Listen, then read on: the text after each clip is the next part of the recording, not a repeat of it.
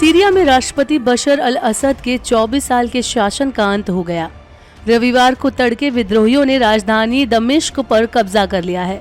कहा जा रहा है कि असद देश छोड़कर भाग गए हैं। वे कहां गए, इसके बारे में अभी कोई जानकारी नहीं मिल पाई है। सीरिया के प्रधानमंत्री मोहम्मद गाजी जलाली ने कहा है कि वो विद्रोहियों और विपक्ष को सत्ता सौंपने के लिए तैयार हैं। उन्होंने सीरियाई नागरिकों से सार्वजनिक संपत्ति को नुकसान न पहुंचाने का आह्वान किया। सुनसान पड़ा पुलिस मुख्यालय। न्यूज एजेंसी एपी के मुताबिक दमिश्क के बाहरी इलाके में सड़क के किनारे हथियारबंद लोगों के समूह देखे गए। इस दौरान गोलियों की आवाज भी सुनाई दी। शहर का पुलिस मुख्यालय भी सुनसान दिखाई दिया। वहां कोई भी अधिकारी मौजूद नहीं था। मस्जिदों से अल्लाहू अकबर के नारे गूंज रहे थे। साल 2018 के बाद ये पहली बार था जब विपक्षी सेनाएं दमिश्क तक पहुंची हैं। दमिश्क एयरपोर्ट को खाली करा लिया गया है। सभी उड़ानों को रोक दिया गया है। विद्रोहियों ने राजधानी के उत्तर में स्थित कुख्यात सैदनाया सैन्य जेल में घुसकर वहां बंद कैदियों को रिहा कर दिया है। इससे पहले विद्रोहियों ने सीरिया के तीसरे सबसे बड़े शहर होम्स पर कब्जा कर लिया था। ये शहर दमिश्क और सीरिया के तटीय प्रांतों लताकिया और टार्टस के बीच एक चौराहे पर स्थित है, जो रूसी रणनीति नौसैनिक अड्डे का घर है। 27 नवंबर से तेज किए हमले।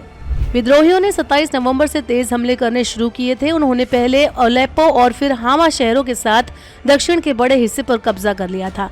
इसके बाद उन्होंने होम्स को भी अपने नियंत्रण में ले लिया। दमिश्क में विद्रोही तब घुसे जब सीरियाई सैनिक दक्षिणी हिस्से से हट गई थी।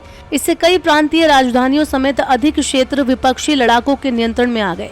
दमिश्क के विद्रोहियों के कब्जे में जाने से अब 14 प्रांतीय राजधानियों में से केवल 2 पर ही सरकारी बलों का नियंत्रण रह गया है। विद्रोहियों का नेतृत्व हयात लहरीर अल शाब संगठन कर रहा है। इसकी उत्पत्ति अल-कायदा से मानी जाती है, जिसे अमेरिका और संयुक्त राष्ट्र ने आतंकी संगठन घोषित किया है। समूह के दमिश्क में नियंत्रण के बाद हजारों लोग देश छोड़कर जाने लगे हैं। वे लेबनान से सटे बॉर्डर पर चले गए हैं। लेबनान की तरफ से बॉर्डर क्रॉसिंग को बंद करने से कई लोग वहां फंस गए हैं। सीरिया के सरकारी मीडिया के मुताबिक असद देश छोड़कर नहीं भागे हैं। वो दमिश्क में अपने कर्तव्यों का निर्वहन कर रहे हैं। असद के शासन का कैसा हुआ अंत?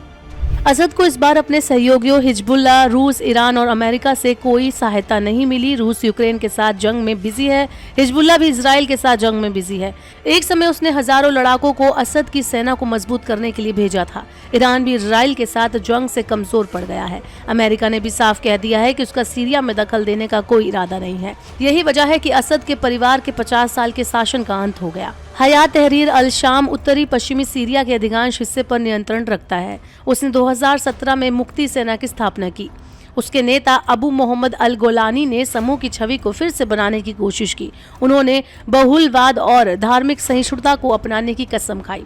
हमला 27 नवंबर को शुरू हुआ। सबसे पहले बंदूकधारियों ने सीरिया के सबसे बड़े उत्तरी शहर अलेप्पो और देश के चौथे सबसे बड़े शहर हामा पर कब्जा कर लिया। मार्च 2011 में संघर्ष शुरू होने के बाद से सीरिया की सरकार विपक्षी बंदूकधारियों को आतंकवादी कहती है। असद का पता बताने वालों को मिलेगा $10 मिलियन। विद्रोहियों ने राष्ट्रपति बशर अल असद का लोकेशन बताने वालों को $10 मिलियन इनाम देने की घोषणा की है। असद के देश छोड़कर भागने की खबरें हैं। विद्रोहियों के साथ आम जनता भी है। उन्होंने असद को तानाशाह बताया।